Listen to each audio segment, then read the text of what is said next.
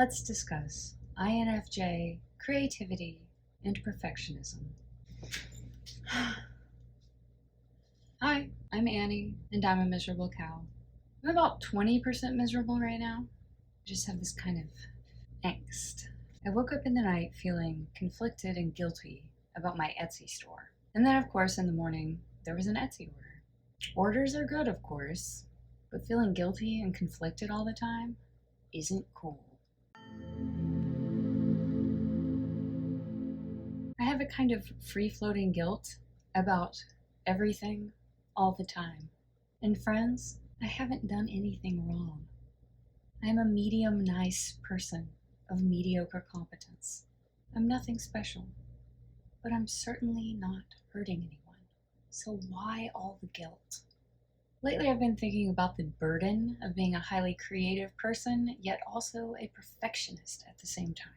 I think many INFJs are afflicted by this combination of traits. Many INFJs have a tendency to be paralyzed by perfectionism, unable to even try because they know that they won't be able to meet their own high standards.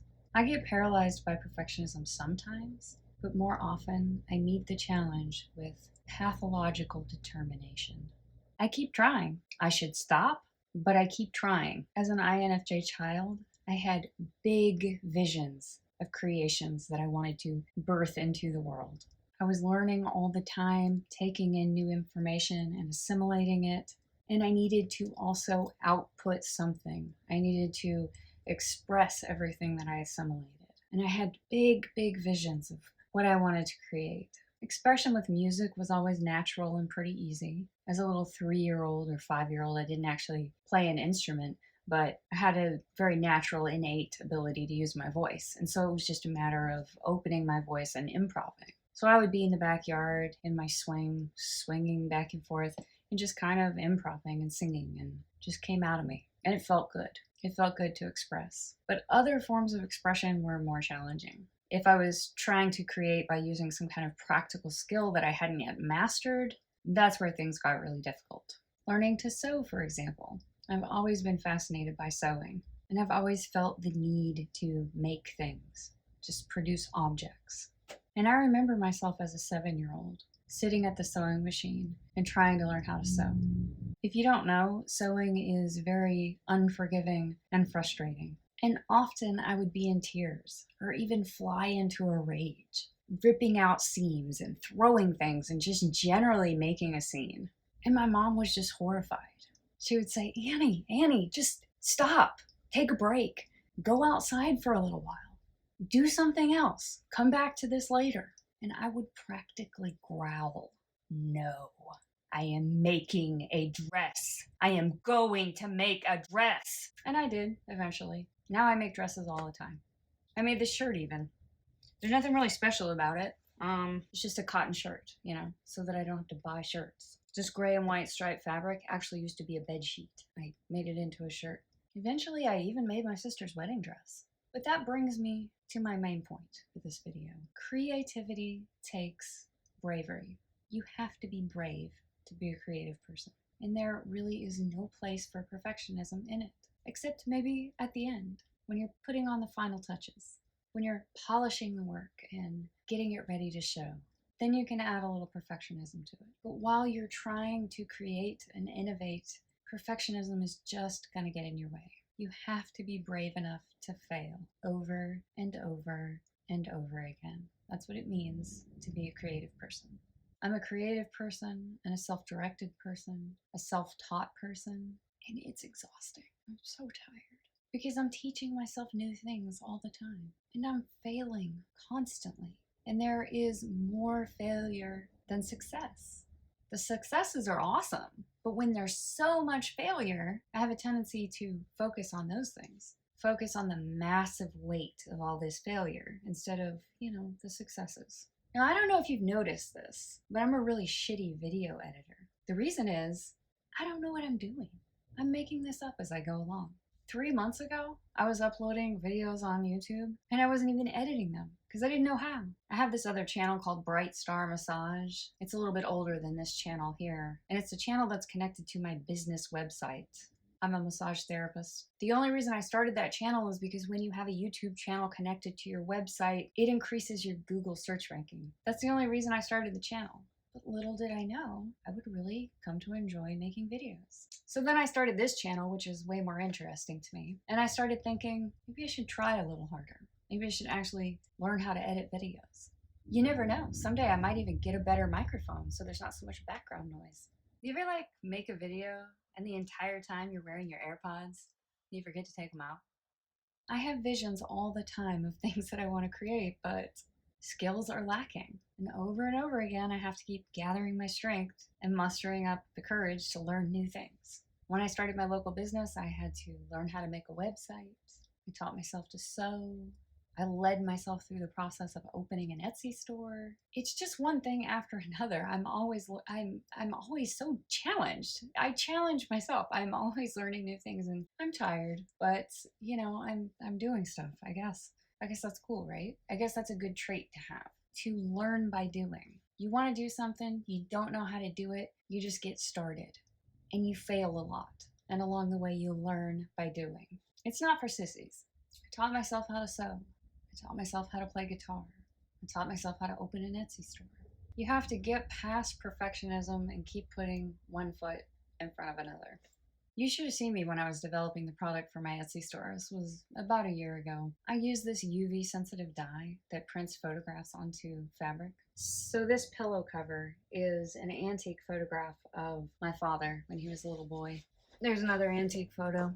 And here, I really like this one. Deer skull mandala pillow.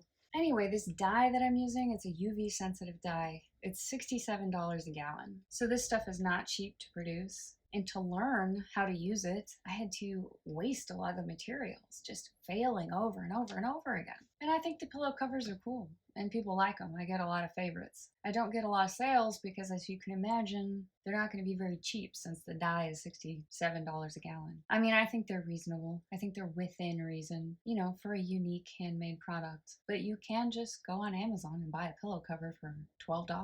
So I wanted to develop a product that was smaller and, you know, cheaper because it's smaller, less materials. So I started creating patches, kind of like this patch I have on my overalls. There's a little cowboy. That one's really popular. I actually get orders for those cowboys. The deer skull. When I woke up this morning, it was an order for a deer skull patch. So I make 1 or 2 sales a month, but it doesn't offset the cost of keeping the store open. No. Etsy's pretty tough. Anyway, these are okay, but I am dissatisfied with these. That's one of the reasons I feel conflicted about the store. I guess what I don't like about them is that they just seem so perishable. It's an inexpensive item, and any patch that you get is going to get like worn and faded over time as you wash it. But it just bothers me that they're so perishable. I want to make something that is small but like more enduring. Because, you know, you can see this is cool. It's kind of faded, but it looks a little bit rustic, and maybe that's okay. It's charming because it's sort of frayed on the edges. You know, when you wash it, it fades a little. But I just want to produce a product that's a little bit more enduring. So right now what I'm working on developing are these little guys. It's like, I guess it could be a Christmas ornament or just a little trinket. I don't know why you would want this, except that, you know, maybe you might find joy in a charming little object. I mean, I do. I like charming objects. So there's one with a deer skull. So I guess I would just, you know, drill a little hole in it and it could be a Christmas tree ornament. Anyway, I'm working on these, but I don't know. I feel kind of lukewarm about them. And really, I forget all the time that I have an Etsy store because I've sort of withdrawn my energy from it. It's just sort of there in the background. And I feel guilty that I'm not promoting it on social media and I'm not like really trying because I've sort of withdrawn my energy from it because I really enjoy making videos so much. And if you don't know, making videos is really time consuming, at least at first. I'm wondering if the process is going to get faster, especially the editing process. I'm trying to learn how to record videos in a way that they are not such a nightmare to edit. And I also just don't know how to edit. Nobody told me how. I just like watch these little videos on YouTube to learn a little bit here and there. I'm using iMovie, and part of me keeps wondering if Final Cut Pro is faster. Like, I don't even care if the graphics look better or whatever. I just want to know Is it faster? Can I get through the editing process faster? I don't know. Anyway, I don't have the money for that program. Maybe someday. Someday I'll be in a really impulsive mood and I'll just buy it. That's how I operate. I know I shouldn't do it, but I make impulsive purchases, especially when it comes to art. I mean, I will forgo groceries, but then drop $350 on recording equipment for music. Not very prudent. I'll really do anything for art. So my point in sharing all this, my fellow dear creative perfectionists, is that you should be brave in failure. Fail over and over and over again and be proud. Because that is what being a creative person is all about. If you want to be an artist, if you want to create, you have to be comfortable with failing and imperfection. That's just how it is. And some things will never be finished, because at any moment they could evolve some more. Enjoy the process. So, are you a creative person? Are you a perfectionist? How do you manage your creativity and your perfectionism? Let me know in the comments. And if you like this video, be sure to give it a thumbs up, hit the subscribe button, and leave a comment. Let's get to know each other.